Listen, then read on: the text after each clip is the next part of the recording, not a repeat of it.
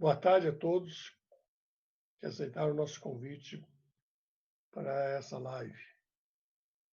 Vocês que atenderam a nossa solicitação de responder a uma pesquisa sobre o mercado de eventos associativos no Brasil. Muito obrigado a vocês mais uma vez. Essa é a segunda vez que fazemos essa pesquisa. A primeira foi há 10 anos atrás. E essa só foi possível graças ao esforço e à efetividade do Rodrigo Cordeiro. Obrigado, Rodrigo. Fazer pesquisa está no DNA da Eventos Expeditora. Nós fazemos pesquisa há 25 anos atrás.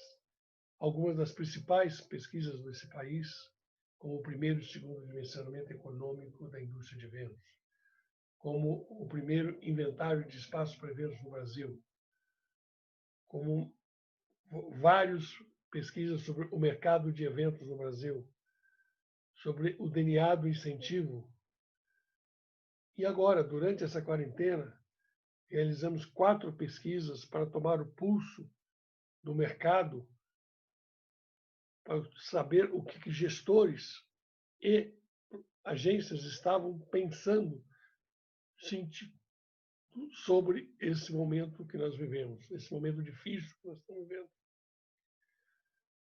Foram 4 pesquisas, onde a gente pôde detectar, por exemplo, que 80% das empresas do nosso setor não conseguiram acessar os recursos prometidos pelo governo. O que está causando desemprego, o que está causando enorme dificuldade para a sobrevivência das empresas. Mas muitas outras informações vocês podem ver nas pesquisas sobre o estado da nossa indústria, publicadas no portal Eventos, nesses 70 dias da pandemia. Nós também realizamos, durante 5 anos, todo o começo do ano, uma pesquisa chamada O Estado da Indústria, onde a gente procurava balizar como tinha a retrospectiva do ano anterior e as perspectivas para o ano seguinte. Infelizmente, esse ano nós não a publicamos, pois exatamente no momento que a gente ia colocá-la no ar, veio a pandemia e a gente entendeu que os dados que constavam daquela pesquisa já não tinham nada a ver com a realidade que nós estávamos vivendo. Mas realizamos também agora, durante essa quarentena, uma pesquisa em conjunto com a Abrace, aprofundando o conhecimento sobre a realidade das montadoras de stand e de cenografia. Essa pesquisa, inclusive, foi objeto de uma live que está disponível no YouTube e no Facebook. Aliás, durante essa pandemia, também temos feito lives 3 vezes por semana, sendo que na quinta-feira há lives internacionais com os maiores profissionais de eventos do mundo e nas segundas e quartas-feiras, mesas redondas com setoriais. Todas essas lives estão disponíveis nas nossas páginas no YouTube e no Facebook.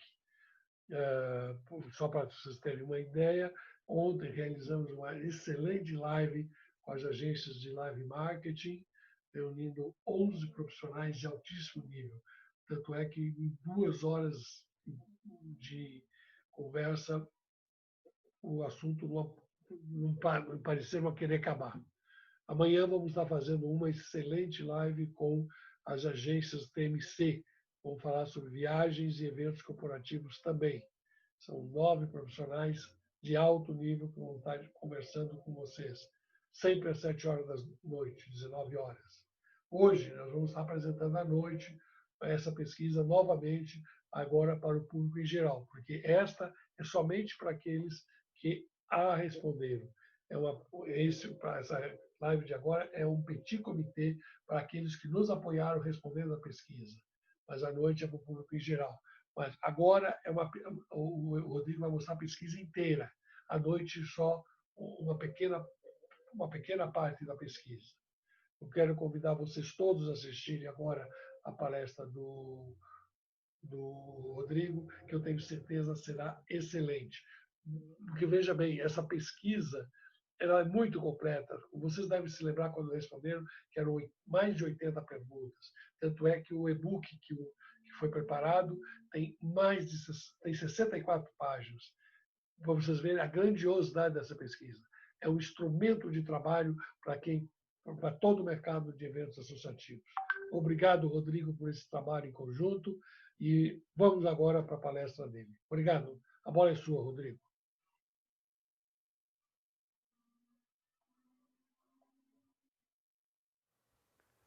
Boa tarde a todos. Diretamente dos estúdios da The Space, numa parceria com a Viva Cenografia, com a iMotion e com a Neopix DMI, eu, Rodrigo Cordeiro, tenho o prazer de anunciar o lançamento da pesquisa de mercado, o mercado de eventos associativos no Brasil, que eu tive a honra de conduzir junto com o Sérgio Junqueira, a quem eu faço um agradecimento sempre muito especial. Ao Sérgio, você sempre nos inspira, Sérgio. Obrigado por tanta informação, obrigado por nos subsidiar quando esse mercado mais precisa de informação. Você é sempre uma das pessoas que sempre se coloca à frente para tentar produzir aquilo que nós precisamos. Essa pesquisa ela acontece num momento muito oportuno, quer dizer, todos os reflexos do impacto que o coronavírus vem trazendo para o mercado de eventos, seja o evento corporativo, associativo, social, sem qualquer tipo de distinção, mas a verdade é que o mercado de eventos associativos era um mercado com pouquíssima informação. E a gente sabe que todo mercado bem consolidado, ele é fundamentado por números e dados. Portanto, essa pesquisa tem por objetivo apresentar um benchmarking para que as entidades possam estudar aquilo que elas fazem, podendo comparar com o que as outras entidades também fazem.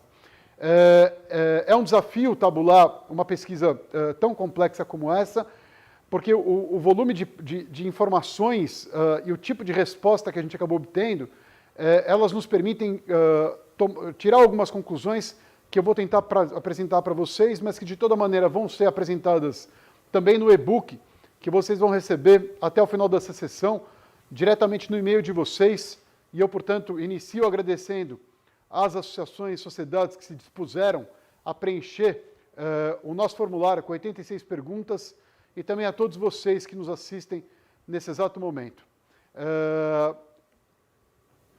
O conteúdo dessa apresentação, uma pequena introdução, autores, apresentar para vocês rapidamente a metodologia, as dimensões da pesquisa, os resultados em si e alguns comentários adicionais. Caso você queira fazer alguma pergunta, utilizem o chat da própria página onde vocês estão. Mandem suas perguntas e no final dessa sessão eu mesmo vou aproveitar para respondê-las tudo aquilo que for possível responder. Com relação à introdução, acho que um dado importante é que essa pesquisa foi feita, a gente começou a...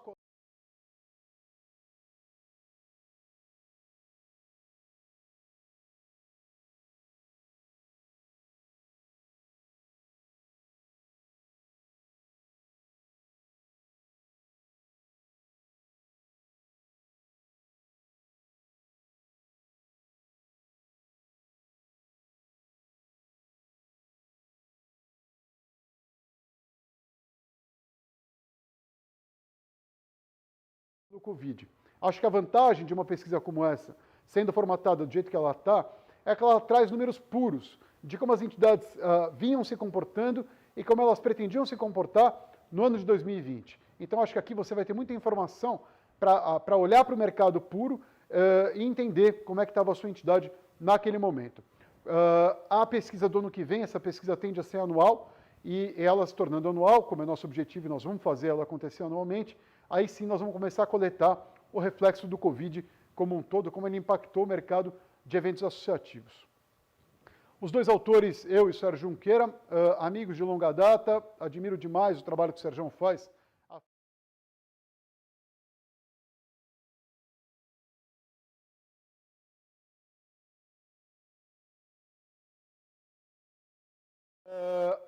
Acho um pouco de metodologia para vocês poderem entender como é que essa pesquisa se desenrolou.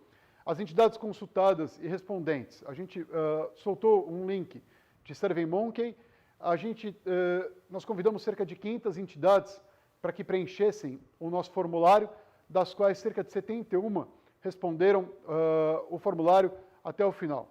Dos segmentos, a gente não tinha por objetivo concentrar a pesquisa no setor de eventos médicos ou não médicos.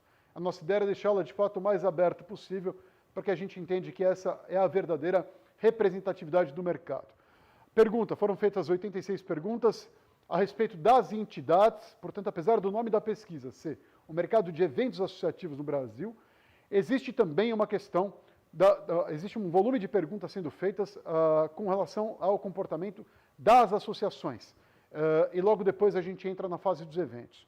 É muito difícil tentar quantificar o número de associações e sociedades que nós temos no Brasil. Dados do IBGE mostram que são cerca de 260, 270 mil associações, mas essas incluem escolas, igrejas, daí por diante. Uma noção exata de quantas são as entidades que nós queremos fazer, para quem essa pesquisa de fato se dirige, eu diria que ela está na casa de cerca de 2.000, 3.000 entidades. Então, e a gente tem a certeza que é lançando uma primeira edição que a gente vai coletar mais e mais resposta para que a gente possa fazer na próxima edição uma outra pesquisa com maior volume de respondentes. A margem de erro, então, da pesquisa que nós estamos considerando é de 12% por conta disso. Gráficos e dados, duas informações importantes. Parte dos gráficos, vocês vão perceber que não tem casas decimais, porque eles geraram resultados que completam 100%. E outros gráficos são apresentados com uma casa decimal. Esses gráficos com uma casa decimal é para poder gerar um arredondamento onde a soma das respostas no máximo 100,1%. Quer dizer, portanto, a margem que a gente tem é de 0,1% de desvio da resposta completa, que seriam 100%. E num segundo momento, é importante dizer para vocês que nem todas as respostas das perguntas somam 100%, porque na verdade as perguntas, a forma com que a gente fez a pergunta, o número de respondentes dentro da mesma pergunta, ela também variou. Isso faz com que você tenha que analisar essa pesquisa na ótica de quantos por cento aquela coluna representa no mundo associativo. Eu vou ser mais claro para vocês com relação a isso no momento em que a gente apresentar algum gráfico que nos mostre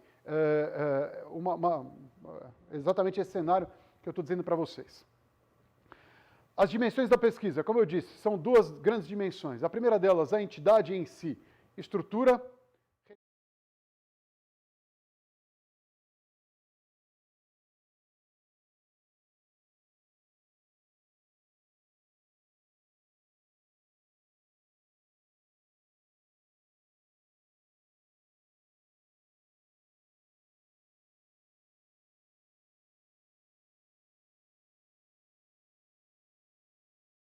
Corresponde o percentual de despesa, assim como também de receita.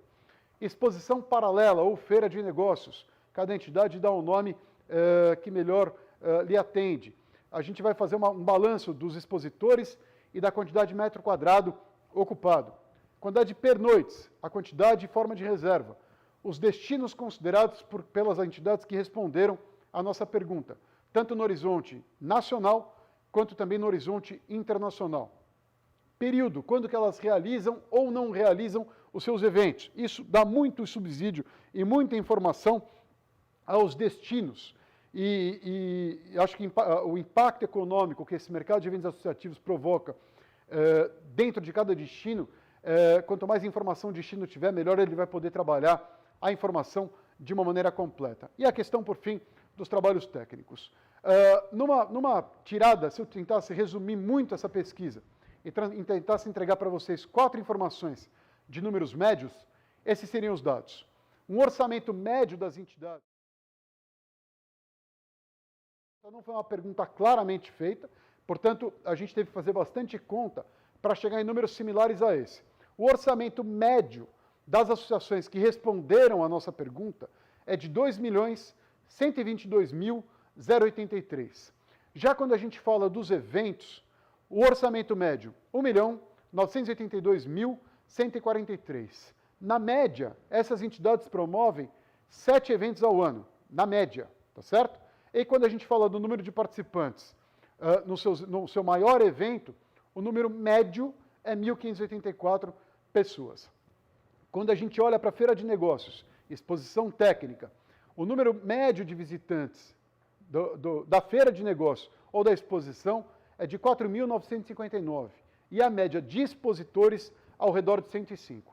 Aqui, como eu disse, apliquem uma margem de desvio padrão na casa de 12%, mas nós estamos falando em números que se comprovam muito parecidos com esse, tá certo?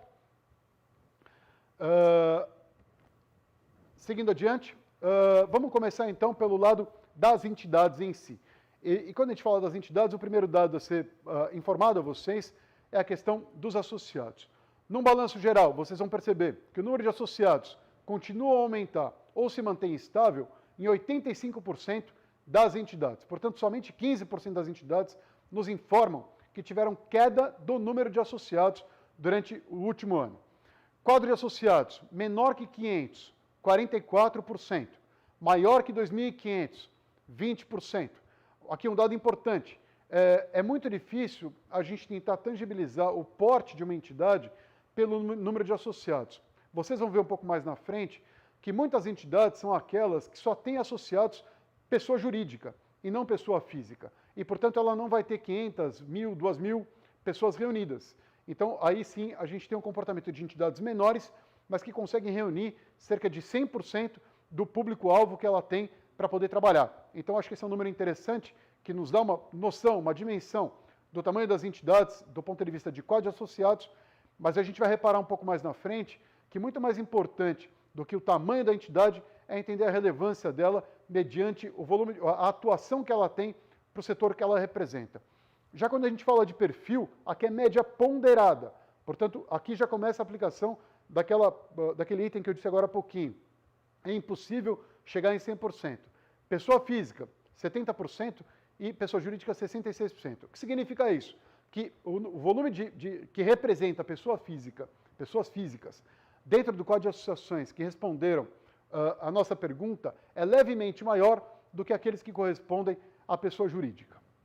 Quando a gente perguntou, então, sobre a entidade, associados, qual é a distribuição dos membros entre estadual, internacional, nacional ou regionais? Aí está uma distribuição. Grande parte das entidades é natural que tenha um volume de sócios muito mais nacionais do que demais. E se a gente somar, então, nacional com regional com estadual, a gente atinge 97% do número de associados. Aqui, por que tem essa resposta regionais? Porque nem todas as entidades que preencheram são nacionais, algumas são regionais mesmo, e alguns capítulos de algumas entidades, algumas regionais de algumas entidades, também se habilitaram a preencher nossa pesquisa e nós agradecemos demais por isso. O número de associados, então, está aumentando e diminuindo. Como vocês podem ver, aquele número que estava um pouco ali atrás. 85%, então, nos informam que o número de associados vem se mantendo ou aumenta, o que é um número muito interessante. No momento de crise por corona, a gente sabe que o bolso dos nossos associados ele se torna um pouco mais sensível. E ao se tornar um pouco mais sensível, as pessoas começam a analisar quais são os itens que eles vão cortar. Então, talvez haja uma mudança nessa informação para o ano que vem, mas é alguma coisa a ser estudada. O que de fato significa, para mim, analisando esse número, é que as entidades vão ter que fazer um trabalho bastante grande para poder manter e atrair o número de associados justamente no ano de maior dificuldade. E aí cada uma vai usar a sua estratégia, o seu argumento para isso. A gente perguntou então para as entidades que afirmam que o número de associados está diminuindo. Aí nós damos a seguinte pergunta: tá bom, o que você está fazendo para reverter esse quadro? Aqui está uma explosão de uma nuvem de palavras, onde vocês vão conseguir entender o que cada uma delas faz.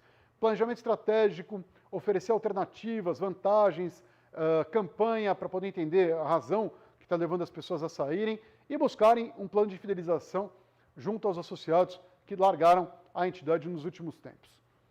Sobre a entidade ainda nos associados, quantos filiados a sua entidade congrega? Aqui começa aquela informação importante, que é muito mais interessante do que entender qual é o porte das entidades em si. A parte mais interessante para a gente em examinar é que talvez muitas das entidades com até 100 membros são entidades que só reúnem pessoa jurídica, por exemplo. E aqui é um dado concreto para vocês. 13 das 16 entidades que responderam menos de 100 são entidades que reúnem puramente pessoa jurídica, não aceitam pessoa física. Então essa entidade, quer dizer, essa pesquisa, ela tem uma representatividade bastante grande dentro dos setores de atuação que o mercado associativo inteiro atua. E acho que é por isso que ela se torna tão rica para você usar como material de insumo e de consumo dentro da sua entidade de maneira geral. Sobre a entidade, percentual de pessoas físicas e jurídicas, eu já apresentei para vocês. No gráfico de cima você vai conseguir entender um pouco melhor essa distribuição.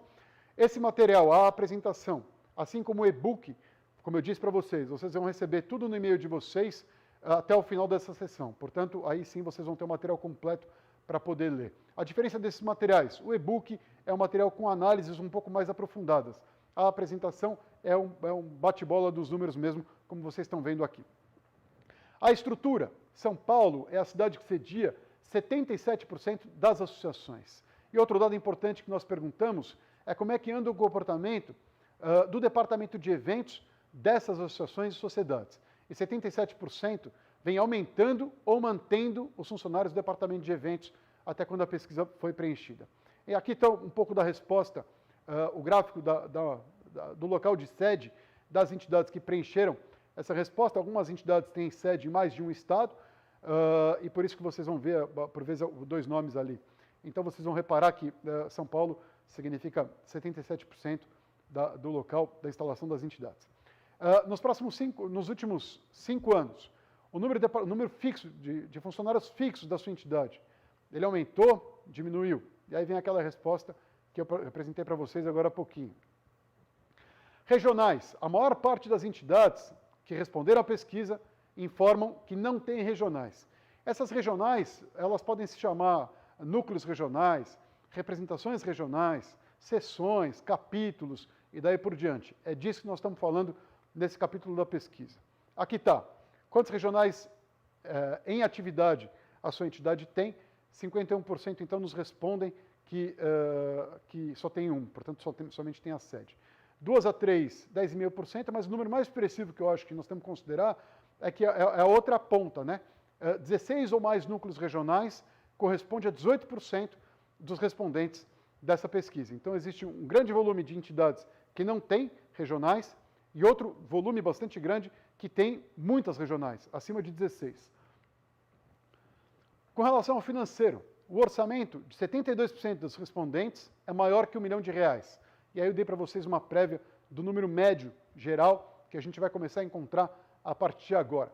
Já as principais fontes de receita das entidades são mensalidade e anuidade, portanto contribuição associativa, assim também como resultado dos eventos em segundo lugar.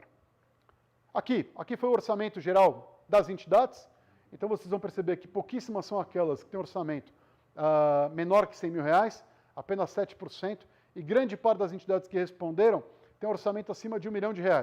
Mas notem que acima de R$2,5 milhões, nós ainda temos 40%. Portanto, é a resposta mais expressiva e acho que isso é um dado muito interessante para ver que a gente não está falando de gente com pouco potencial de investimento num destino. São entidades muito consolidadas, que têm um bom orçamento, que são geridos durante o ano todo, onde a estratégia de eventos faz parte delas. Aqui foi feita a seguinte pergunta: quais são as principais fontes de renda da sua entidade? Aqui é média ponderada, não vai atingir 100%. Em média, anuidade, mensalidade corresponde a 55% das respostas que a gente teve, 47% então vem dos eventos, publicações vem 17% e outros 24%. Esses outros são certificações, treinamentos, cursos, coisas do tipo. Essas são as respostas mais comuns para essa categoria de outros. Aqui está uma outra distribuição daquele mesmo gráfico, que está na pesquisa e está na apresentação, e vou deixar para vocês lerem esse gráfico com mais atenção quando vocês receberem o material. Ainda assim, uma pergunta que eu acho que é interessante: a gente sabe que fora do Brasil, são muitas as entidades que optaram por não mais cobrar mensalidade e anuidade dos seus associados. Eles optam, então, por viverem de projetos. E ao viverem de projetos, eles declinam dessa receita que vem da anuidade, da mensalidade, para partir para um outro modelo. Foi feita, então, uma pergunta no seguinte sentido: nos próximos 5 anos, vocês consideram que vão continuar cobrando mensalidade ou anuidade, ou devem partir para um outro modelo de cobrança? 95% das entidades responderam que vão continuar cobrando mensalidade e anuidade, portanto a taxa associativa normal durante os próximos 5 anos. Esse é um dado bastante interessante. Nessa justificativa do não, a gente não conseguiu entender qual é o comportamento das demais, como é que elas viverão a partir do momento que deixarem de cobrar. Então não consigo dar esse insight para vocês agora. Em tecnologias, acho que a tecnologia é algo que vem para ficar, é algo que essa deflagração da crise do coronavírus nos mostra o quanto é importante estarmos conectados à tecnologia, porque a gente tem uma redução cavalar de tempo, à medida que a gente sabe utilizar de uma forma correta. E aí foram feitas, então, 2 grandes perguntas. A primeira pergunta, como é que você faz a gestão dos seus associados? E a segunda, você utiliza alguma ferramenta de CRM para interagir com os seus associados, o que te permitiria uma melhor mensuração do tipo de interface que ele faz com você, de como ele responde a uma campanha promocional que você dispara, e daí por diante. A resposta, vocês vão ver logo adiante. A primeira pergunta foi respondida da seguinte maneira, quer dizer, 50% das entidades acabaram contratando empresas de mercado para as tecnologias de gestão dos associados. 36% desenvolveram dentro da entidade. E apenas 14% informam que eles ainda não fazem a gestão de associados por meio de uma plataforma, por meio de um sistema. Aí a gente perguntou a questão de CRM. A maior parte das entidades, então, não usa a ferramenta de CRM. Apenas 36% que utilizam essa ferramenta de CRM, enquanto 64% ainda não vem utilizando, o que parece um mercado bastante promissor em épocas da gente ir para o mundo digital, como nós estamos migrando. Aqui a gente já começa a entrar na área de eventos. E aí a primeira pergunta que foi feita, então, é com relação aos períodos. Quais são os períodos que vocês mais realizam eventos e quais são os períodos que vocês consideram não realizar os seus eventos? Aqui, dentre aqueles períodos onde as pessoas realizam eventos, a gente fez, então, em 2 momentos. Uma primeira pergunta, quando vocês realizam seus maiores eventos e quando vocês realizam os seus outros eventos? E a terceira pergunta é quando vocês não realizam os eventos. Como vocês podem ver já nesse slide, maio, setembro e novembro foi a resposta para a data que eles para os meses que eles realizam os seus maiores eventos. Já os demais eventos, agosto, setembro e outubro.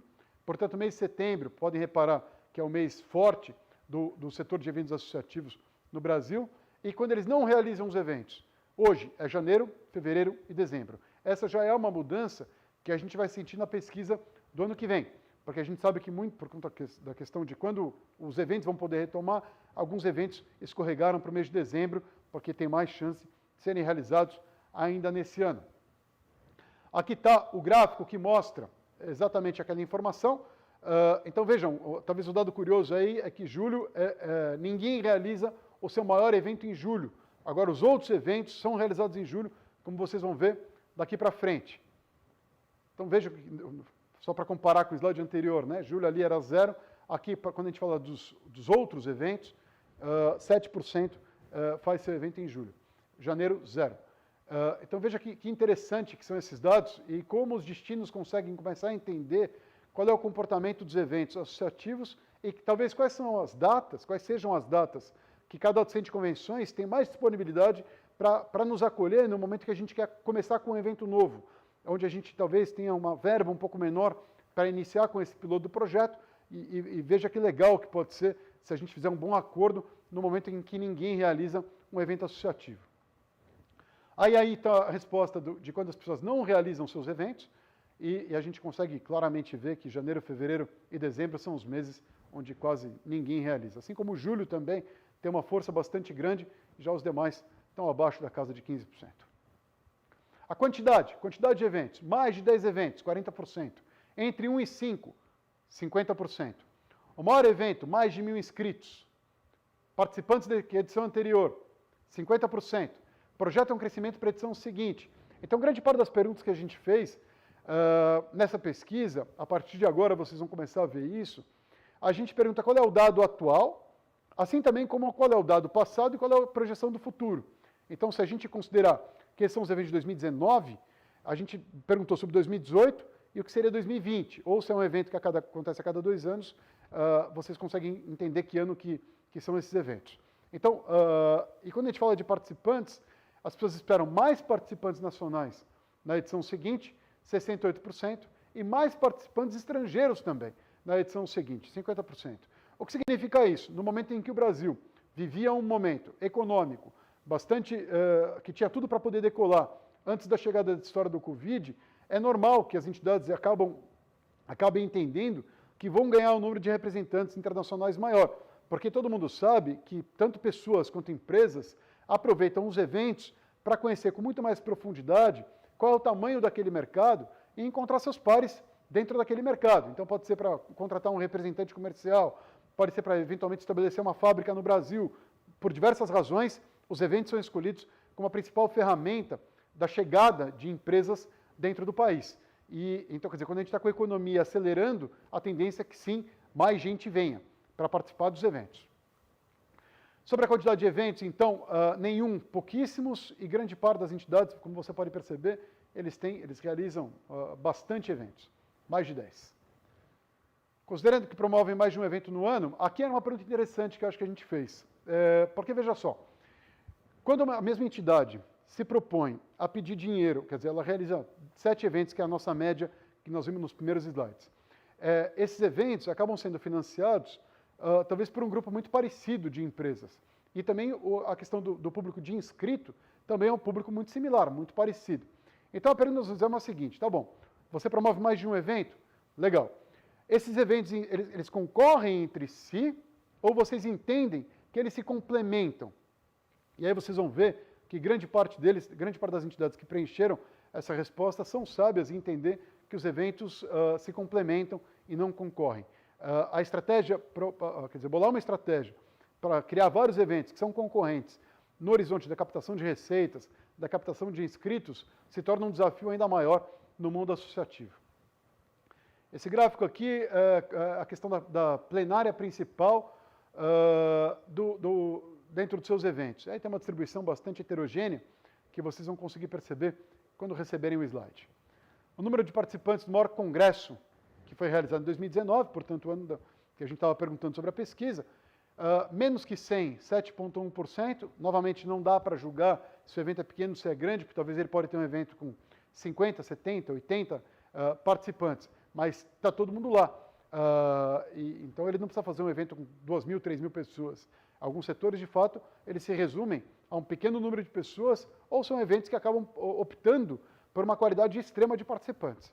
Então, quer dizer, o maior volume de respostas que nós tivemos nessa pergunta é na faixa de 1.000 a 2.500 inscritos. Então, acho que é um número muito interessante, que já não começa a nos permitir entender que as entidades que se propuseram a responder essa pergunta são grandes promotores de eventos.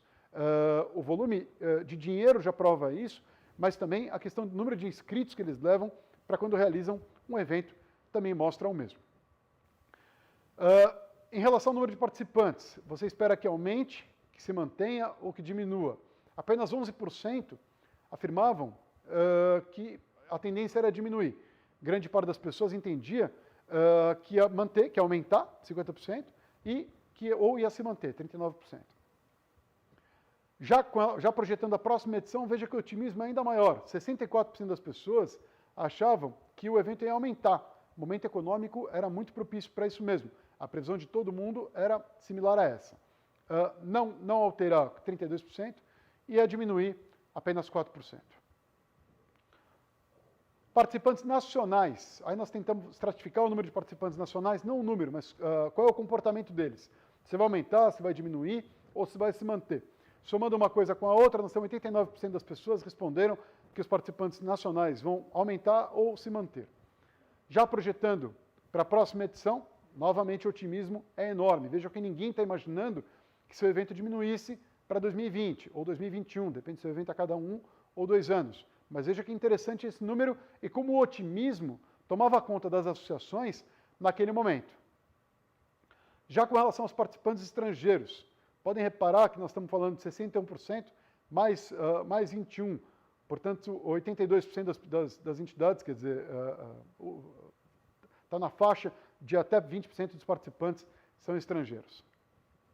Quando a gente perguntava novamente se aumentar ou se diminuir, com relação à edição passada, aumentou 25%, se manteve 61%.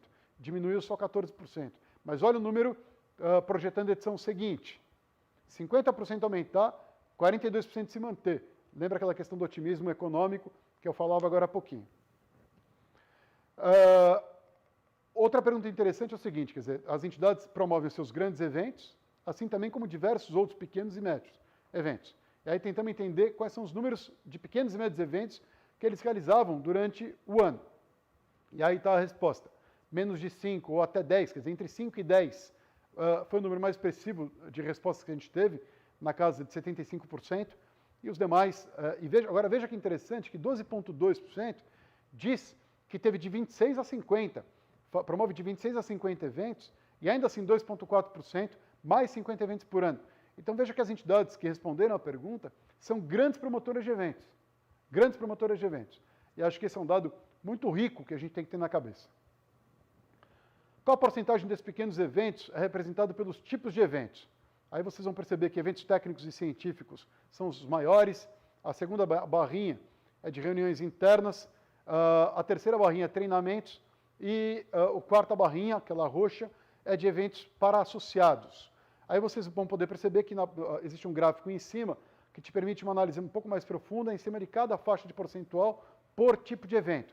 Esse material está disponível para você ainda hoje. Como se compara o número desses pequenos eventos em relação ao ano passado? Veja, novamente, o otimismo é enorme. A gente está falando de 93% das entidades que consideram que seus eventos vão aumentar, quer dizer, tinham aumentado e diminuindo. Se a gente falar da projeção futura, 93% também, mas com uma distribuição maior na faixa do aumentar do que do manter-se. Então, a previsão era de fato muito otimista para esse ano de 2020. Qual a porcentagem desses pequenos e médios eventos que é regional? Grande parte das respostas, menos de 10%, e 90% a 100% corresponde a quase 20%. A gente sabe também que as entidades nacionais promovem um hall de eventos, mas ela dá autonomia para que as entidades, os capítulos, seus núcleos regionais, promovam seus próprios eventos, ou departamentos dentro da própria entidade. A área médica tem muitos departamentos sempre envolvidos. Então veja como esse número se distribui e o quanto ele é curioso da gente entender qual é o tipo de evento, o que mais representa, o que é regional, o que é nacional, quantos participantes nacionais, estrangeiros, enfim, dá para tirar muita conclusão a partir de uma leitura mais aprofundada da pesquisa, onde ela é trabalhada para cada um de vocês dentro do horizonte das suas próprias entidades. Financeiro, acho que essa é uma parte super rica dessa pesquisa, porque ela vai dar, aqui nós vamos chegar numa parte de benchmarking muito relevante para todas as entidades que pensam em tentar entender como é que seus números se comportam comparado às demais entidades. Orçamento para eventos em 2019. O maior volume de respostas, então, está menos de 250 mil e na faixa de 1 milhão a 2 milhões e meio. Portanto, uma faixa intermediária. Mas notem que 15,9% fazem eventos com orçamento acima de 5 milhões de reais. Portanto, um volume bastante grande de dinheiro. Ainda perguntamos como é que o orçamento ficou comparado ao ano passado, e vocês podem perceber que 44% das entidades informam que os eventos aumentou o orçamento, diminuiu 27% e não alterou 29%. Então é um número super relevante que comprova que as entidades, à medida que conseguem captar mais recurso dos seus patrocinadores, elas optam por entregar produtos com mais qualidade, projetos com mais qualidade aos seus inscritos. Projetando isso para o que seria 2020, 44% previa aumentar ainda mais, assim também como sem alteração 32%. Somando essas duas faixas, 76% então entendia que podia aumentar ou se manter inalterado, e somente 24% achava que ia diminuir. O orçamento do seu maior evento, aí é uma outra pergunta. Faixa de menos de 250 mil, de 500 até 1 milhão, é o que teve mais resposta, mas, novamente, 11% das respostas estão na faixa de 5 milhões de reais. Então, veja que, novamente, são entidades que têm bastante budget para poder gastar dentro dos eventos que promovem. Mas lembrando que o dinheiro que uma entidade leva para o seu destino não é puramente aquele que ela investe dentro do evento. Cada participante, quando se desloca para chegar até esse destino, ele acaba gastando com hospedagem, com locomoção, com refeição, com farmácia, com bar, com restaurante, enfim, é um hall de serviços que atendem ao participante. Já quando a gente traz isso para a ótica dos investidores, portanto, dos expositores e patrocinadores, precisa contratar uma montadora, uma agência de eventos, mão de obra, recepcionista, catering e daí por diante. Então veja quão relevantes são esses eventos para dentro de cada um dos destinos brasileiros. Em seu maior evento, qual a participação percentual gerada no faturamento gerada por? Novamente, a questão de patrocínio é aquilo que traz mais dinheiro para os eventos associativos, seguido de expositores e na terceiro volume de recursos trazido, no terceiro lugar, a gente teria as inscrições dos eventos. Aí o gráfico está um pouco mais abaixo, permite você fazer uma comparação por faixa percentual de acordo com o item de receita. Aqui, a mesma pergunta sendo feita no horizonte dos custos. E quando a gente traz esse horizonte dos custos, a gente consegue perceber que as 4 principais despesas, que somam mais de 10% do recurso das entidades ou dos custos das entidades, um deles é o local de realização do evento, a infraestrutura necessária para fazer esse centro rodar, ou pode ser um hotel, pode ser o que for, alimentos e bebidas e conteúdo e logística, portanto, o deslocamento de palestrante, viagem e daí por diante, tá? A refeição desse palestrante, essas coisas todas. Os demais itens, cenografia, montagem, 9%, e todos os outros de 4% a 7%. Comunicação digital, o que vocês mais utilizam? A gente consegue então perceber que 91% das entidades são presentes no Facebook. Instagram, 79% das entidades são. LinkedIn, 64%. E YouTube, 50%. Mas veja que mídia social hoje, 90% das entidades que responderam à nossa pesquisa informam que se fazem presentes dentro das mídias sociais. Em tecnologia, quais são as tecnologias que elas utilizam? Eu vou apresentar isso no slide seguinte. Período entre eventos, como é que se trabalha entre o período que se encerra um evento para o período que começa o próximo evento. Então, elas já estão pensando nisso e já nos informam como elas estão trabalhando esse assunto.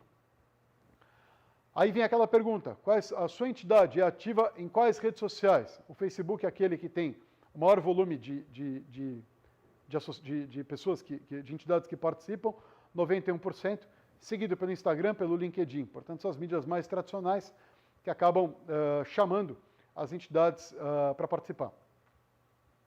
As tecnologias que utilizam. Aqui, talvez a parte mais importante de entender é que 45% das entidades já utilizavam eventos virtuais antes mesmo da pandemia.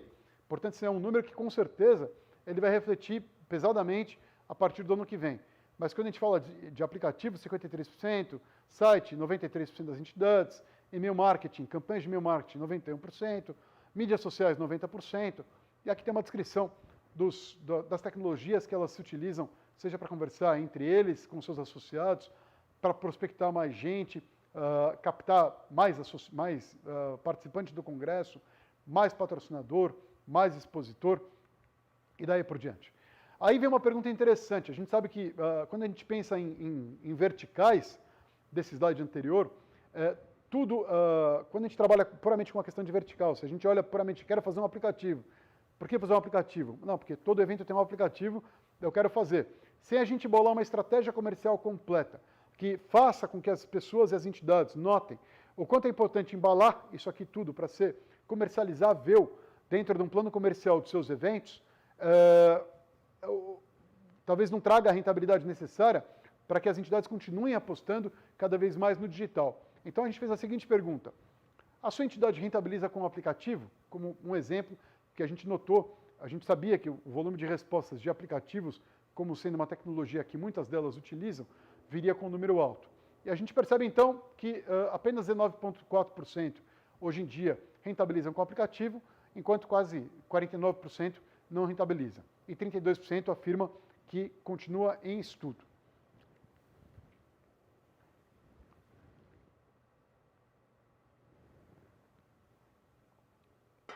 Essa é uma outra pergunta-chave.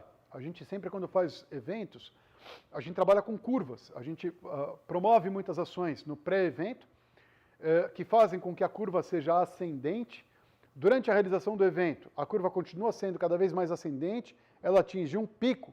Então, logo aquela edição se encerra, se o conteúdo dele não é disponibilizado para as pessoas assistirem o evento durante todo o tempo, o que tende a acontecer é que se tenha uma curva descendente logo depois. Então, veja, é investido um volume significativo de dinheiro para poder promover o evento, para ele ter essa curva ascendente no volume de investimentos e no volume de ações e impactos durante toda a campanha pré e durante, e de repente, por uma questão de falta de estratégia, porque é uma questão de falta de estratégia, permite-se que o evento basicamente descambe para começar uma nova curva quando a gente começar a pensar na próxima edição. Agora, se pensar bem, quer dizer, na etapa pré e na etapa durante evento, especialmente na pré, a gente trabalha basicamente a divulgação do evento quase que institucional, porque o conteúdo em si não foi promovido ainda, a discussão não começou ainda. Então, veja, aí é um ponto importante, porque quando você acaba o evento, que você tem todo o conteúdo do evento que acabou de acabar, se a gente enterra o evento e não conta para ninguém tudo aquilo que aconteceu, é uma grande perda de oportunidade de engajar mais gente dentro da sua comunidade. Então, essa pergunta que nós fizemos agora, ela vem para responder um pouco esse horizonte. Tá bom, como é que você trabalha o tempo, o gap de tempo entre uma edição, acabou uma edição, até começar a próxima? Por mais que elas não sejam imediatamente subsequentes, como é que você trabalha esse período de tempo enquanto você não aquece a próxima etapa? O digital, utilização de aplicativo, WhatsApp, combinando a campanha de e-mail, teve maior volume de resposta, 67%, disseminação de conteúdo, 41%, e 22% das entidades não trabalham a comunicação nesse intervalo de tempo. A soma não é 100%, porque as entidades podiam colocar mais de uma opção de resposta exatamente nessa pergunta.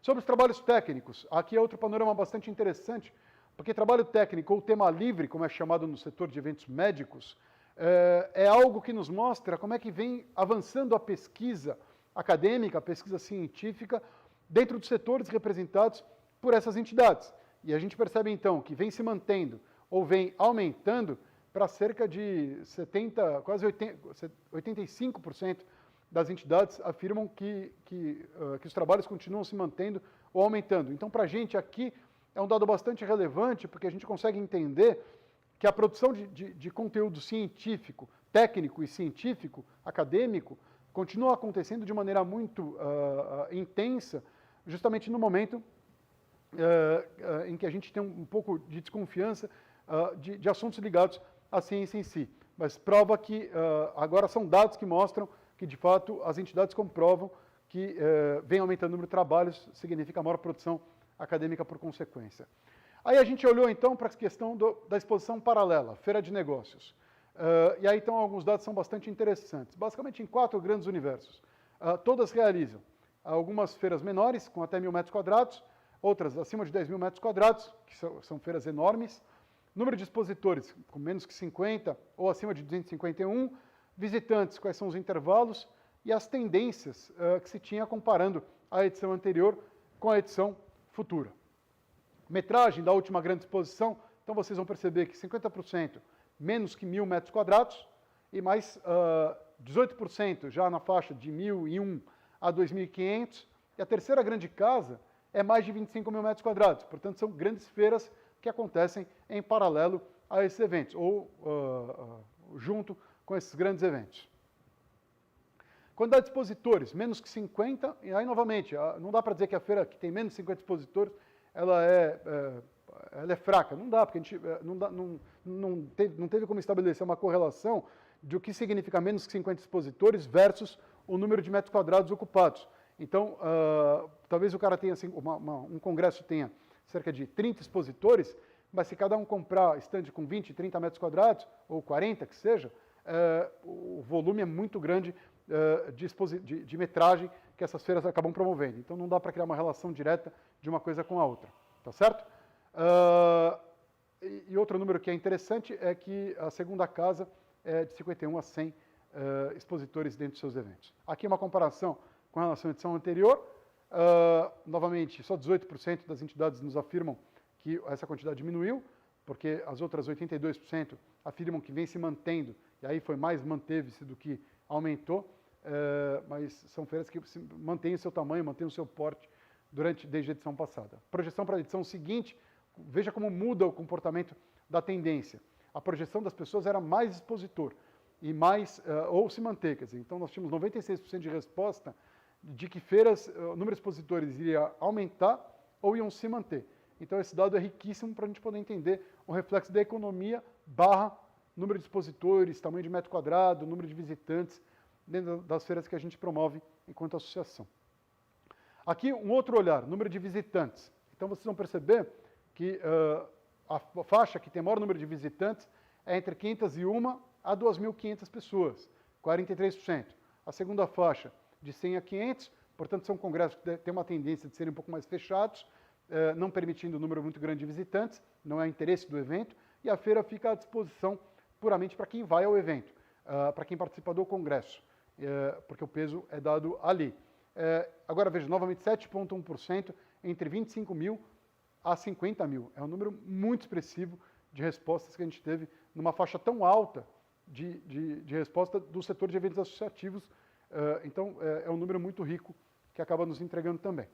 Quando a gente compara com as edições anteriores, a gente percebe que quase 29% das entidades dizem que aumentou, manteve-se 68%, então mais manteve-se do que aumentou, mas diminuiu muito pouco. A projeção seguinte, um equilíbrio maior, com 96% entre aumentar e manter-se.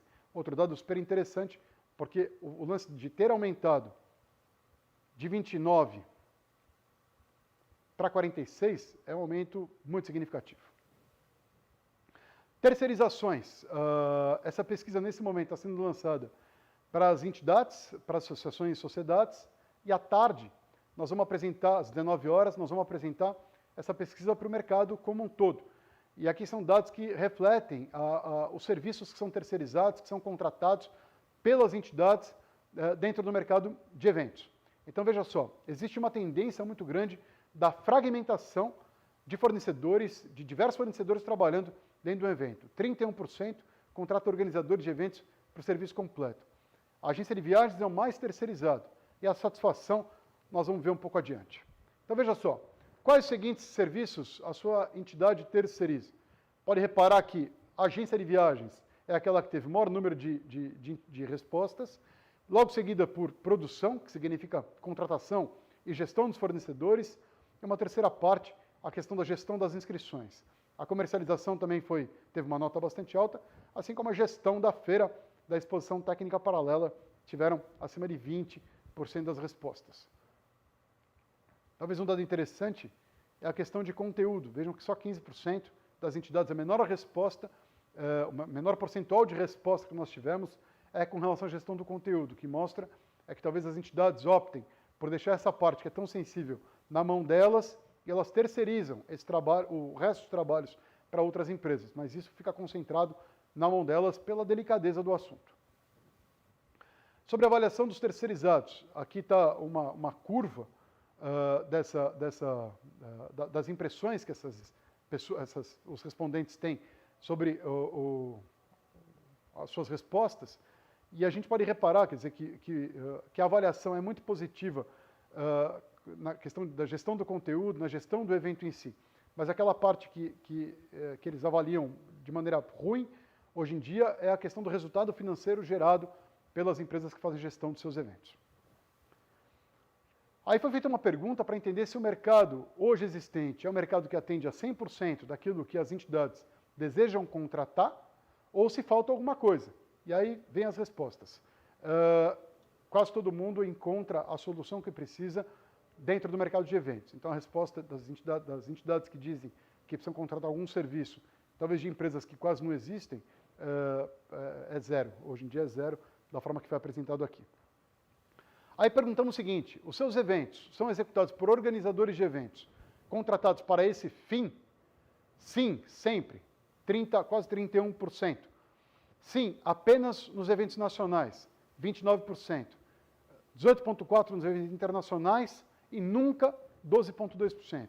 Então, veja como muda e como oscila essa resposta de entidade a entidade. Mas a maior tendência, então, que a gente percebe aqui é a terceirização completa do serviço para uma organizadora com 31%. Aí, como é que você avalia o trabalho das organizadoras? Aqui está a questão da resposta do resultado financeiro, que teve uma das maiores notas. Se a gente olha a maior nota ótima que a gente teve, a gente vai reparar que a área da gestão, a gestão é aquela que as entidades entendem que os organizadores fazem um trabalho bastante legal, e quando a gente tem a margem de nota bom, a questão da criação também, a capacidade criativa das agências é algo que sempre eles levam em consideração. Aí perguntamos se as associações utilizam alguma entidade de classe do nosso setor para fazer a decisão da contratação dos serviços ligados aos eventos que promovem. Sim, sempre apenas 88,2%, às vezes 24,5%, então o que dá soma de quase 33%, desculpa.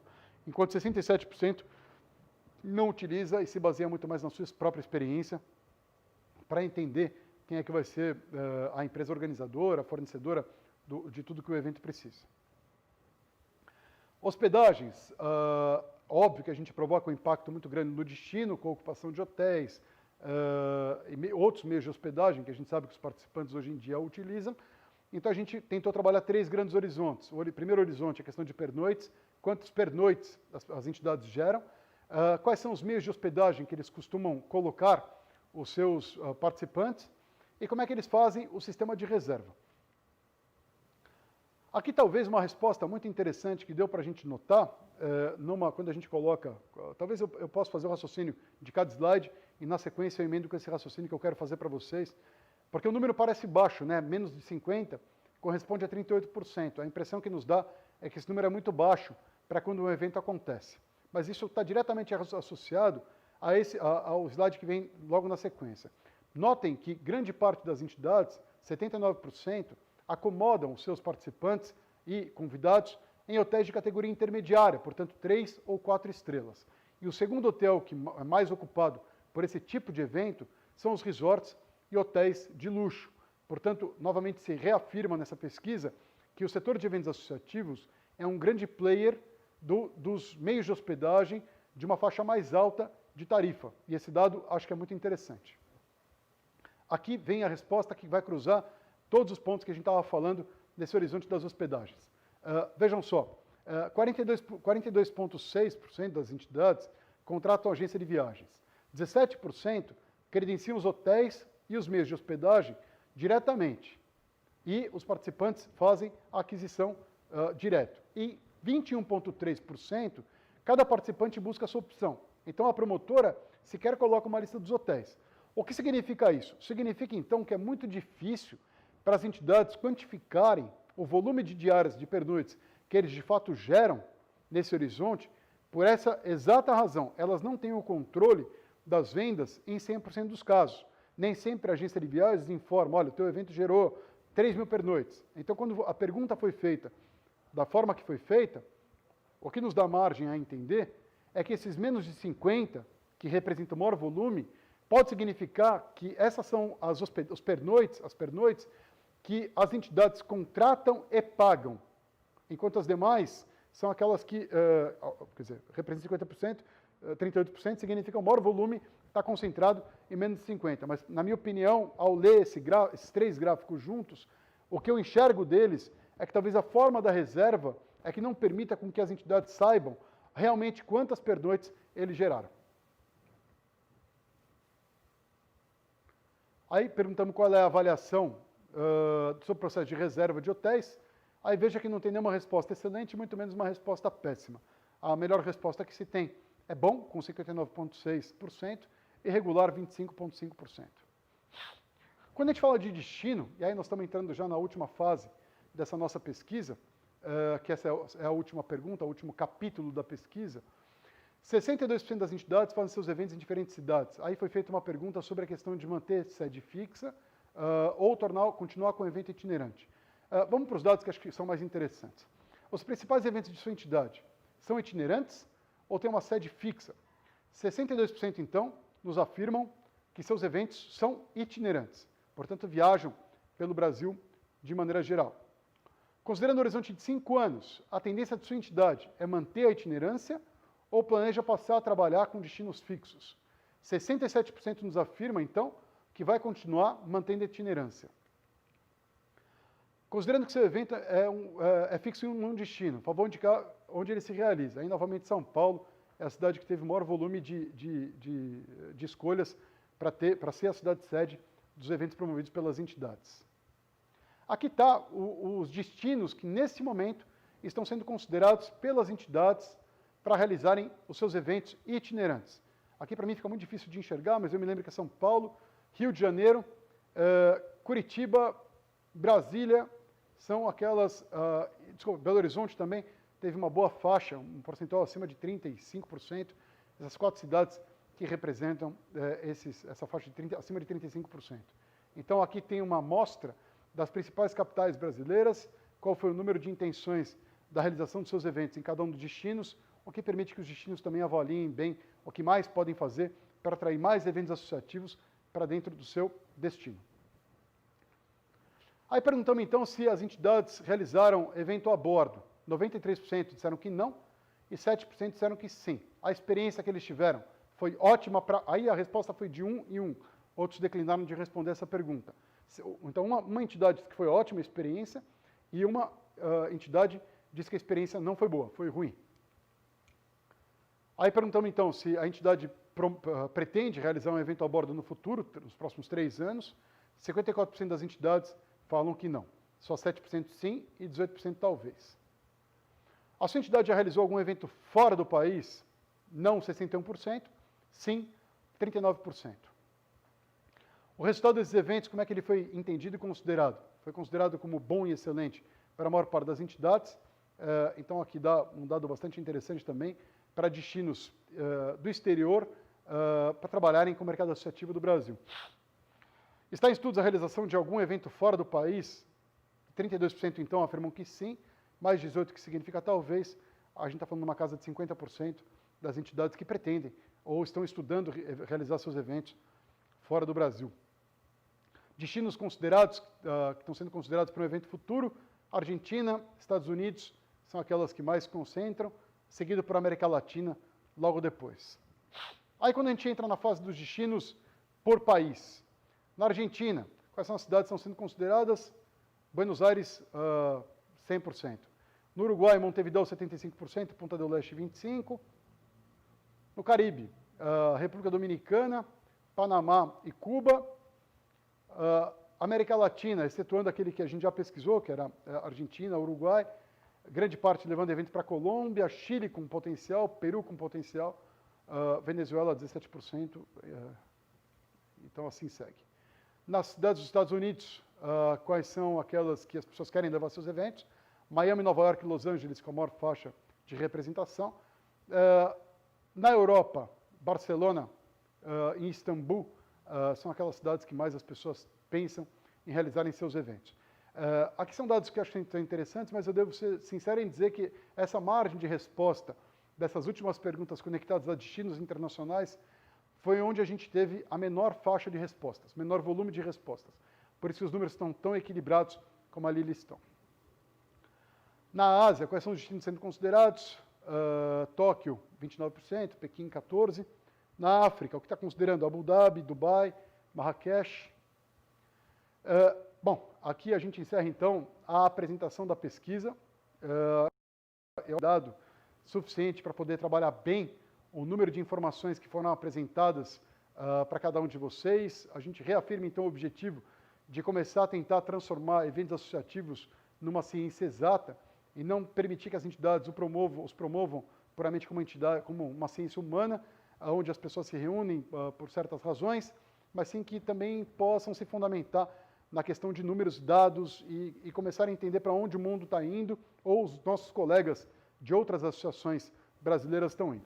Essa pesquisa aqui é impossível se realizar uma pesquisa de mercado no Brasil com o nível de envolvimento que a gente teve, sem agradecer demais a alguns parceiros que foram imprescindíveis para que tudo isso pudesse acontecer.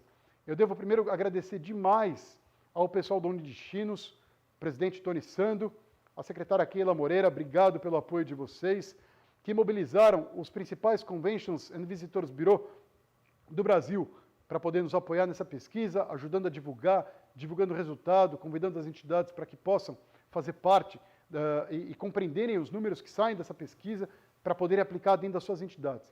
Eu faço questão de nominar todos os Conventions Bureau que nos ajudaram. Balneário Camboriú, muito obrigado. Brasília, Campo Grande, Curitiba, Espírito Santo, Floripa, Foz do Iguaçu, Itajaí, Joinville, Maceió, Maringá, Recife, Rio de Janeiro, Santos, São Paulo, Uberlândia, Goiânia nos ajudou bastante também. Pela criação das peças promocionais esse fundo de palco, enfim, uma série de coisas que vocês estão vendo, todas as campanhas que vocês receberam e foram impactados, são todas criações da Neopix DMI. Eu agradeço demais ao meu amigo Vanderlei Pavão Júnior por ter sempre sido tão gentil e tão profissional na forma com que ele é capaz de conceber cada uma dessas coisas. A cenografia, equipamentos, tecnologia, estúdio, da onde a gente está agora, fazendo essa transmissão ao vivo para vocês. Um agradecimento muito especial à iMotion, à Viva Cenografia e ao The Space. Obrigado, Paulo Guarini, obrigado, Varínia, e obrigado, Léo. Vocês foram imprescindíveis para que esse lançamento pudesse acontecer da melhor maneira. Quando se faz uma análise tão profunda de números, de dados, de comportamentos, eu devo confessar para vocês que é impossível fazer isso sozinho. Então eu convidei um grande amigo com quem trabalhei, chamado Giovano Batista, e a ele eu agradeço demais pela análise da interpretação dos dados, para que essa apresentação pudesse ficar mais parruda para vocês, com muito mais conteúdo. E por fim, eu devo agradecer também a uma pessoa que me inspira demais, é uma grande amiga que eu tenho, que esse mundo de eventos me deu. Vanessa Schuller, muito obrigado por todo o seu apoio. Você foi a pessoa com quem eu dividi o desafio no primeiro momento que esse desafio me apareceu, e eu devo dizer para você que você foi responsável por muito do que está acontecendo aqui. Van, brigadaço. Mari Chaló, obrigado por todo o apoio e toda a ajuda que faz. A Mari vai ser a moderadora das perguntas daqui a pouquinho, junto comigo. Você pode voltar o PowerPoint para mim aqui na tela? Eu não consigo enxergar o que tem na frente. Beleza, aqui está o logotipo de todo mundo que contribuiu com a nossa realização dessa pesquisa. Novamente, agradecimento muito especial a todos. Aqui estão os nossos contatos, meu contato pessoal, do Sérgio Junqueira. Essa pesquisa não tem por menor objetivo, ou nós não temos objetivos de sermos donos da pesquisa. Essa pesquisa é uma pesquisa de mercado. E sendo uma pesquisa de mercado, a gente convida que todos vocês baixem, vocês vão receber o arquivo dela daqui a pouquinho, nos seus e-mails, portanto não precisam se preocupar, vão receber diretamente na caixa postal de vocês, e foi por isso que a gente pediu o nome e e-mail de vocês para se cadastrarem e acessarem essa sessão. E também o contato Sérgio Junqueira Arantes, um grande nome do mercado de eventos. Agradeço muito e fico à disposição para as perguntas que logo chegarão para mim aqui.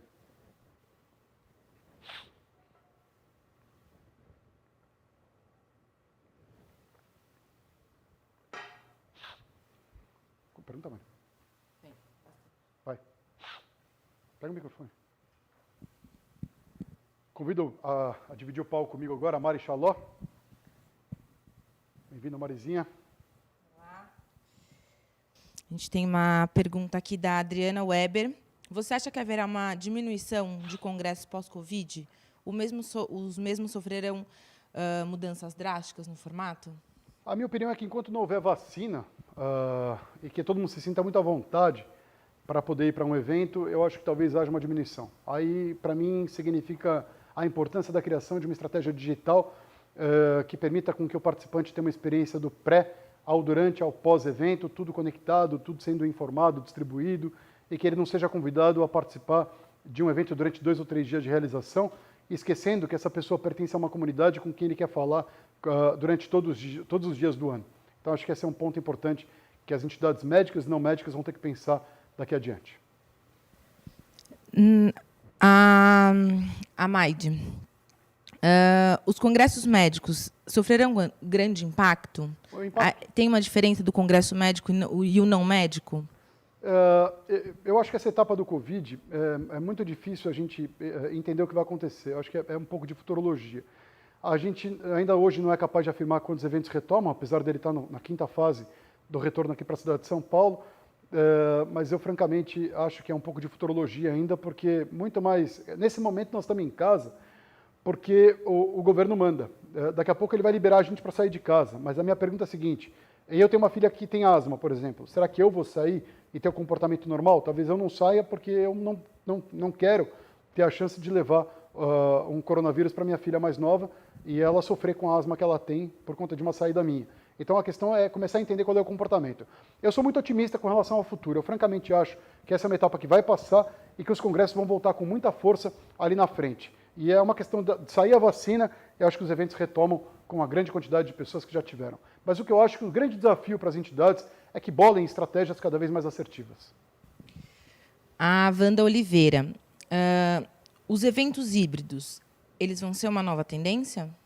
Eu acho que sim. Eu acho que os eventos híbridos, acho que a primeira coisa que precisa dizer é que tornar um evento híbrido, puramente para fazer uma transmissão online, é pensar em tecnologia. E eu sou contra a estratégia de se pensar em tecnologia. Eu sou muito a favor de se pensar a estratégia em si.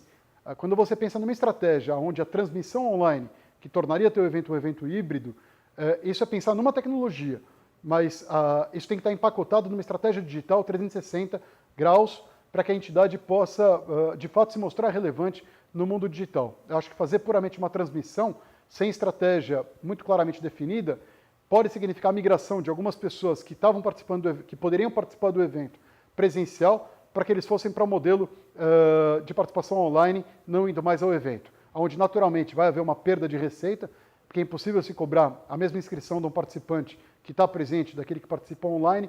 Então, acho que tem um desafio grande para as entidades pensarem a melhor estratégia da realização dos seus eventos híbridos. É sobre estratégia e não sobre tecnologia, Vandinha. Daniel Baldassi, com relação ao tipo de espaços utilizados para a realização dos eventos, como salas, espaço para exposição e etc. Quais são as preferências percentuais e o porquê? Maravilha. A nossa pesquisa não chegou a aprofundar esse tipo a gente acabou não perguntando qual é o perfil do espaço utilizado pelas entidades. Talvez pode ser uma pergunta, Dani, para colocar para a próxima edição da pesquisa 2021, e eu vou avaliar esse assunto junto com o Sérgio, sim, tá? Ana Paula Cesário, parabenizando pela iniciativa, e ela quer saber se você tem uma análise de mercado atual, né? Ela quer saber a data da pesquisa que isso foi feito, e com os contatos que foram feitos com as entidades, quais as expectativas das entidades para a realização dos eventos associativos? Vamos lá. Como eu disse, quer dizer, então essa pesquisa, a gente começou a soltar as perguntas no meio do mês de novembro, passamos por novembro, dezembro, janeiro e fevereiro, coletando e captando respostas, chamando as entidades para responderem. Aí apareceu a história do Covid. A gente decidiu parar, então, com a pergunta, com o questionário, porque o nosso questionário não tinha nada relacionado ao Covid em si. E a gente achou, então, melhor parar um pouquinho naquele momento, porque talvez o tipo de resposta que viesse, para o objetivo que ela foi feita, atrapalharia e não ajudaria aquilo que a gente precisava. Então, a gente parou de coletar resposta em fevereiro, como eu disse. Como eu disse, eu acho que a retomada, quer dizer, você foi capaz de ver o tamanho do otimismo que existia para o mercado antes da história do coronavírus. Pós-coronavírus, eu não tenho a menor dúvida que esses eventos vão acabar voltando com tudo e com toda a força. Acho que a única mudança que vai se ter é o time, ou é o gap de tempo até sair a vacina. É o tempo de agora até sair a vacina e que os protocolos sanitários estejam mais bem estabelecidos, mais bem fundamentados, para que todo mundo possa saber exatamente o que é esperado do promotor, do participante, do expositor, do patrocinador, do fornecedor, o que cada um de nós tem que pensar no horizonte que nos compete. Lupércio Ziroldo. Dentro dos segmentos de eventos, quais tendem a exigir predominantemente o presencial? Boa pergunta, Lupércio. Eu acho que muitos dos mercados são mercados que as pessoas precisam se encontrar, onde você não consegue promover os encontros de negócio. Quer dizer, quando você tem uma disseminação de um trabalho de uma pesquisa, de uma palestra, eu acho que isso você pode transformar numa coisa online, e talvez o alcance que a gente vai acabar tendo talvez seja até maior do que um alcance de um evento presencial. Mas quando você, de fato, precisa de um relacionamento, que você precisa trocar cartão, fazer negócio verdadeiramente, há assuntos que você não consegue transferir para o mundo digital. Eu conversava com um grande amigo que tem em Uberlândia, que promove, em Juiz de Fora, desculpa, que é o Toninho Simão. O Toninho promove uma feira de calçados. E ele me perguntava exatamente isso, mas como é que eu virtualizo a minha feira? Você não virtualiza ela com um produto. Para você calçar um tênis, ou para você comprar um tênis, mesmo sendo um lojista, você vai querer conhecer com detalhe do material, como ele foi produzido, como é que está a costura, como é que ele encaixa no teu pé, porque tem largura, comprimento e tem a altura do pé. Então, há alguns mercados que você não consegue puramente digitalizar e achar que ele resolve 100% do seu problema. Então, eu acho que os eventos de negócio e os eventos cujos produtos precisam de uma interface, de um conhecimento mais profundo do tipo de produto que está acontecendo, são os eventos que saem na frente com relação à necessidade dos encontros presenciais. A Renata pergunta, como você enxerga a participação dos patrocinadores nos eventos online? Essa é uma novamente, né? Quer dizer, quando a gente fala de evento online, só para a gente poder entender bem o que é um evento online. Existe o evento presencial, onde 100% do público está presente no espaço. Existe o evento híbrido, onde você tem uma combinação do participante presencial com o participante online. E você tem os eventos virtuais, os eventos online, onde 100% do público é presente online. Não tem ninguém presente no espaço. Esse evento, por exemplo, é um evento virtual, um evento online. A questão da venda do patrocínio, para mim, essa live, ela tem 1 hora e meia de duração, ela vai ficar gravada na internet, mas o tipo de alcance que eu sou capaz de entregar para algum patrocinador, a gente não teve nenhum patrocinador nessa pesquisa, só parceiros. O tipo de entrega que eu sou capaz de dar para cada patrocinador, e acho que isso é um grande desafio, se a gente tivesse optado por captar patrocínio, seria estratificar os dados da pesquisa e começar a entregar a informação um por um. Acho que o grande desafio de hoje em dia dos eventos online é a gente não entender que dá para montar um pacote que vale para 300 patrocinadores, para 50 expositores. Cada um deles quer um tipo de entrega, mediante o público que você tem, mediante uma pergunta específica que você seja capaz de fazer. Esse é o único jeito que, na minha opinião, pode funcionar um evento online como estratégia de patrocínio. Mas são muitos eventos hoje em dia que já captam patrocínios, a lembrar das lives musicais, onde algumas começaram num projeto altruísta do cantor, e hoje grande parte das lives que são realizadas são patrocinadas. Tanto a live em si como o artista recebe um cachê. Agora, é claro que ele não consegue escalar o cachê dele. Esse cara faz 20 shows por dia, ele não vai fazer 20 shows por mês, desculpa. Ele não vai fazer 20 lives no mês, então ele não vai ganhar o mesmo dinheiro. Então talvez ele ganhe menos do que ele ganharia no modelo presencial, o que também pode acontecer quando a gente transfere esse modelo para as entidades. Ser relevante todos os dias, provendo conteúdo, tem um grande desafio da questão da capacidade de atenção do teu público-alvo. Será que as pessoas são capazes de ficar 3 horas na frente do computador? Será que alguma outra coisa não pode acabar distraindo? E é por isso que eu volto a falar de estratégia digital, porque o que a gente percebe é que o aplicativo dos eventos, ele pode ser uma segunda tela do participante. Numa tela ele assiste o conteúdo e na segunda tela ele interage com os participantes via aplicativo.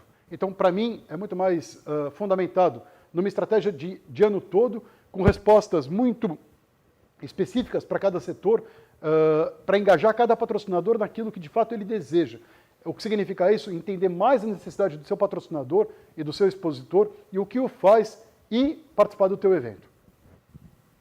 Mais pergunta, quer dizer, conclusão de tudo isso, é mais pergunta e menos pressuposição. Não partir da ideia de que a gente sabe tudo do comportamento das pessoas com quem a gente vai interagir. Mas sim que a gente pode se propor a perguntar, o que você deseja aqui para eu poder te entregar? Pergunta do André. Nesse mundo ainda mais volátil e incerto, há algum plano de mantermos um dashboard permanente de dados onde entidades sejam enaltecidas ou agraciadas ao contribuir com as informações? Seria ótimo mantermos uma atualização permanente e comparativa de parte desses dados. Acho perfeito, André. Sua provocação é excelente. Acho que, como eu disse no começo, para mim, todo mercado consolidado ele é fundamentado por números. E essa pesquisa, como o Sérgio disse, a última foi realizada há X anos atrás, e eu nem consegui encontrar essa pesquisa, para você ter uma ideia, para poder compartilhar com vocês alguns resultados e traçar algumas comparações. Então, veja quanto é difícil entender o número do mercado associativo do Brasil. Mas sim, eu me proponho a canalizar, a tentar direcionar a construção de uma plataforma como essa, porque eu acho que, de fato, os dados são muito relevantes e eles podem começar a colaborar com o novo mercado das associações em si. Aí eu nem falo sobre os eventos, mas eu falo muito mais sobre as entidades em si se redesenharem a partir dos números.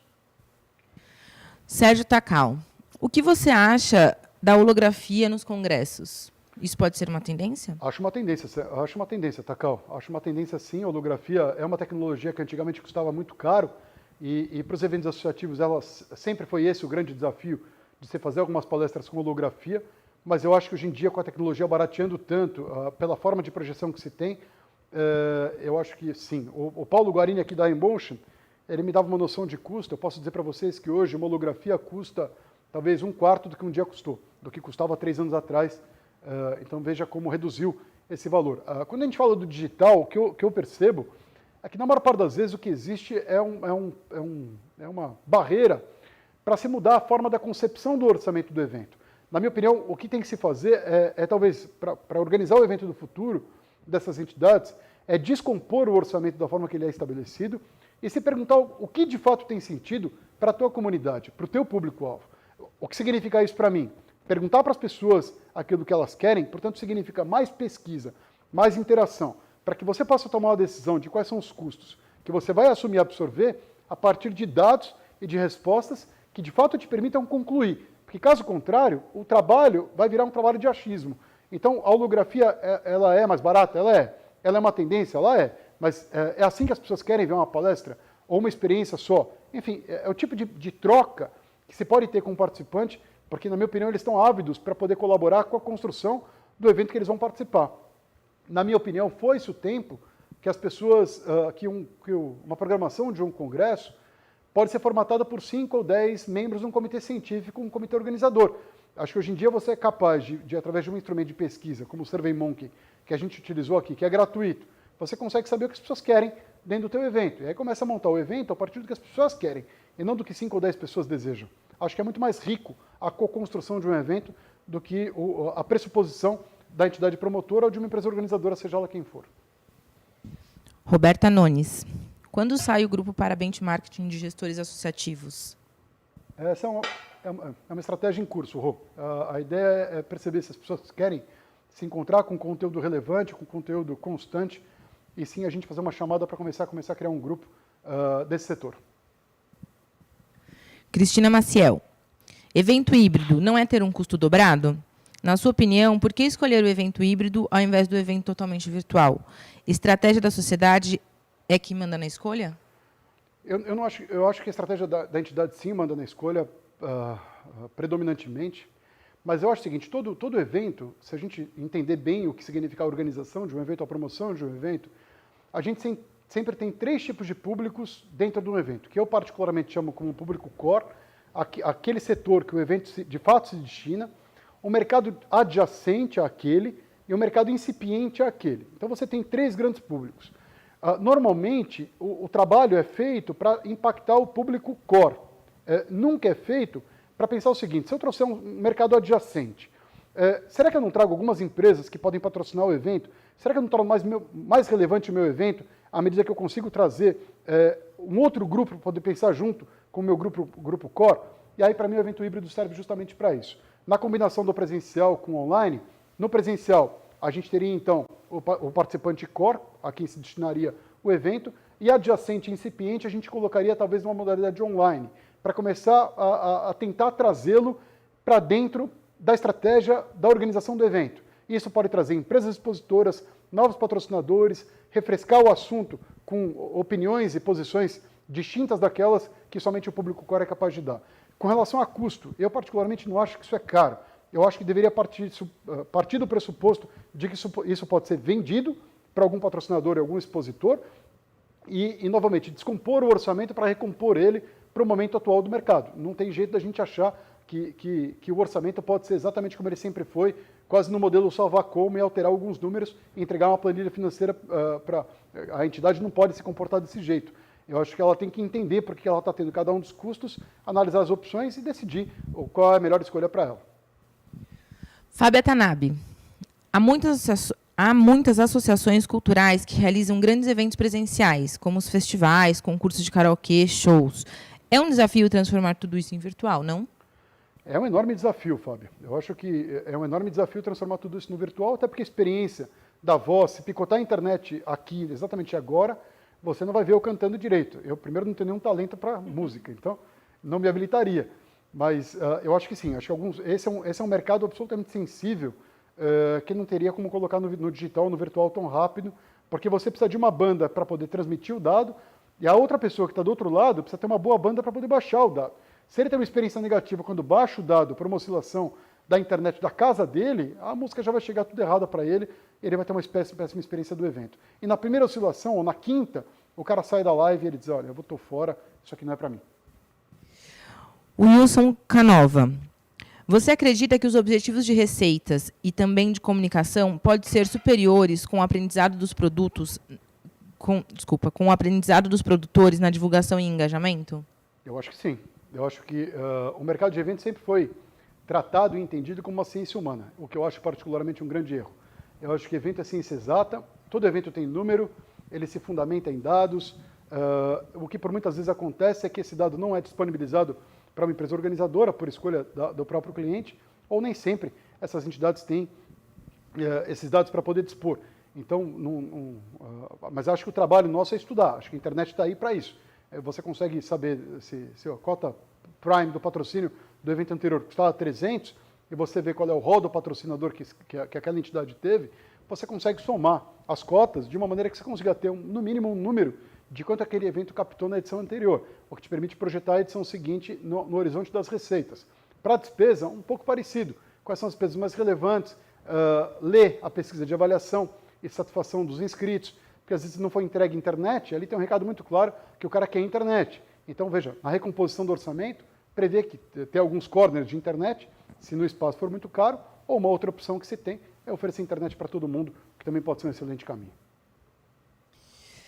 Roberta Nunes pergunta, você acha que as entidades deveriam fazer pesquisas com seus associados para saber se há demanda para a participação do online? Pessoalmente, ela acha que tem, principalmente no segmento médico, onde o profissional não quer perder 2 ou 3 dias de consultório, mas quer aproveitar, de alguma forma, as palestras do Congresso. O que você acha? Eu concordo 100% com você, Rô. Eu acho o seguinte, o mercado, essa é uma grande mudança que vai se ter no mercado. Quer dizer, cada pessoa, para sair da sua própria casa, para poder participar de um evento, as pessoas vão ser um pouco mais restritivas. Não vão, talvez, topar todos os convites que um dia receberam, não vão aceitar ficar indo, porque ele conseguir assistir online, e talvez não seja aquele evento que ele mais quer assistir, talvez se tiver uma modalidade online, pode ser que ele se torne um público naquele formato. Eu acho assim, a pesquisa, Rô, ela é fundamental em todas as etapas da vida. Você quer ter uma relação saudável, seja de amizade, seja do que for, do conjugal, seja lá o que for, você precisa perguntar, quer dizer, perguntar e se adaptar para a realidade daquela pessoa que você tem que agradar. A relação do setor de eventos, existe um paralelo muito grande com a vida, né? Ela é muito similar. Organizadores e promotores de eventos, quando se habilitam a juntar a gente está tentando reunir tribos que vêm a um evento por razões totalmente diferentes, e se a gente não souber o que levou o Rodrigo a participar de um evento, que certamente vai ser uma coisa diferente do que levaria a Mari para assistir um evento, poxa, será que eu vou conseguir agradar os dois? Talvez eu não consiga. Então, para que fazer o evento para todo mundo? Então, acho que algumas perguntas têm que ser feitas nesse caminho para se entender completamente aquilo que o público-alvo espera do seu evento, seja para uma transformação digital, seja para uma experiência nova, seja lá para o que for. Para mim, pesquisa é a alma do negócio no mundo de hoje. Até porque são poucas as verdades absolutas. A gente sai desse mundo com pouquíssimas verdades absolutas. Quando o mercado vai retomar? Alguém é capaz de responder? 2021. Quando? Janeiro, julho, dezembro. Não estou afirmando que vai voltar em 21. Mas hoje é muito difícil responder todas as perguntas que se fazem presentes. Então, o melhor caminho é perguntar. Agora, uma pergunta a Marina Chaló, tá? Vai. Qual que, na sua visão, assim, como ficam as empresas organizadoras com essa situação hoje de todo mundo fazendo evento online, das sociedades indo para o evento online? E as empresas organizadoras? Qual é o papel? Como fica o papel delas agora? Ótima pergunta, Mari. Eu acho que o grande desafio das empresas organizadoras, na verdade, sempre foi o mesmo.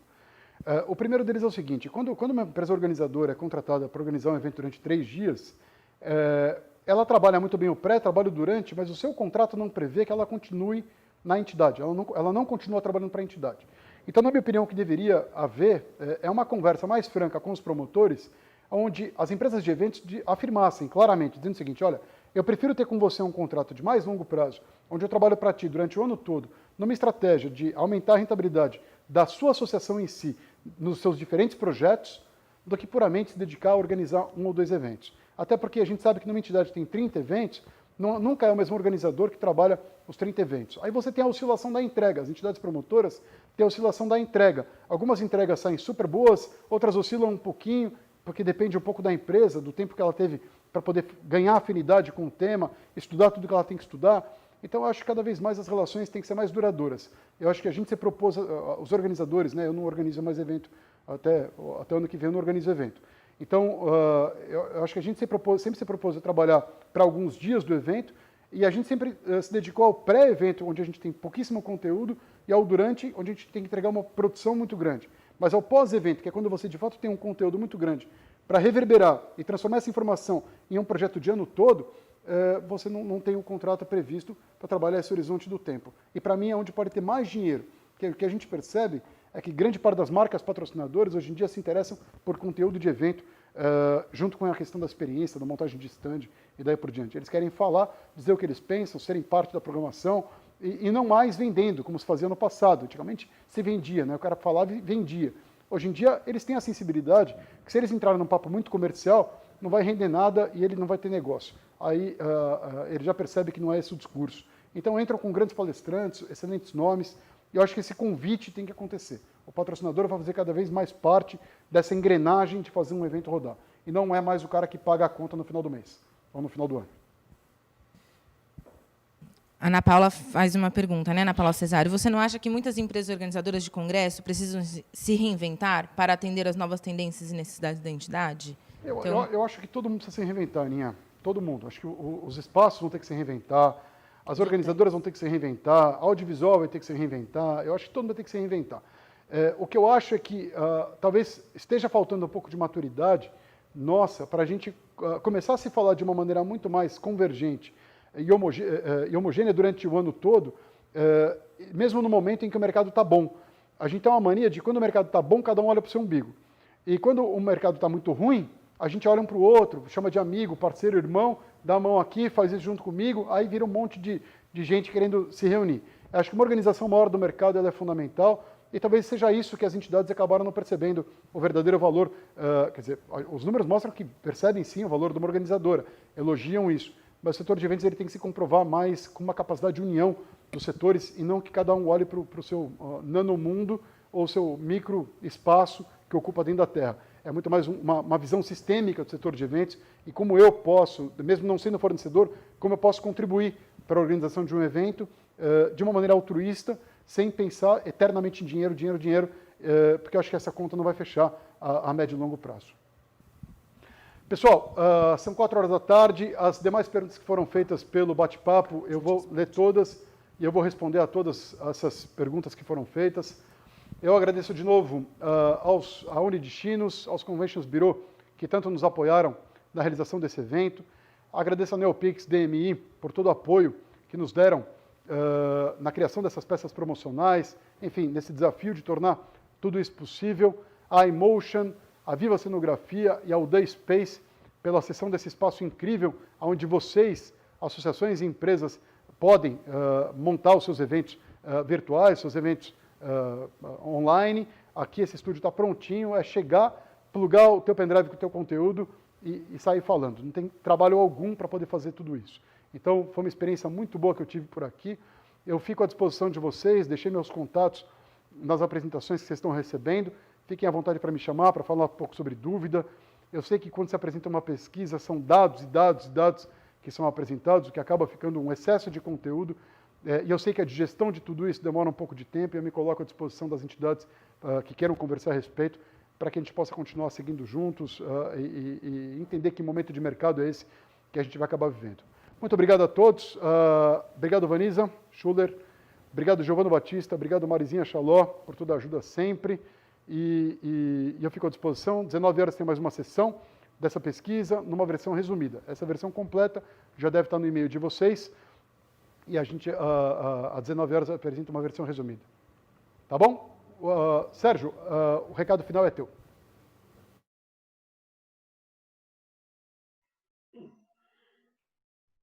Como eu disse para vocês, a apresentação da pesquisa pelo Rodrigo seria sensacional. Muita informação, muitos detalhes que só vocês têm conhecimento, porque hoje à noite, quando nós formos lá fazer o lançamento para os demais, para o público em geral, o que será apresentado é um resumo da pesquisa, porque conforme combinado, quando nós convidamos vocês para preencher a pesquisa, somente vocês teriam acesso ao conteúdo completo da pesquisa. Obrigado por terem respondido a pesquisa e vamos agora às perguntas, que tenho certeza são muitas. Rodrigo, vamos às perguntas.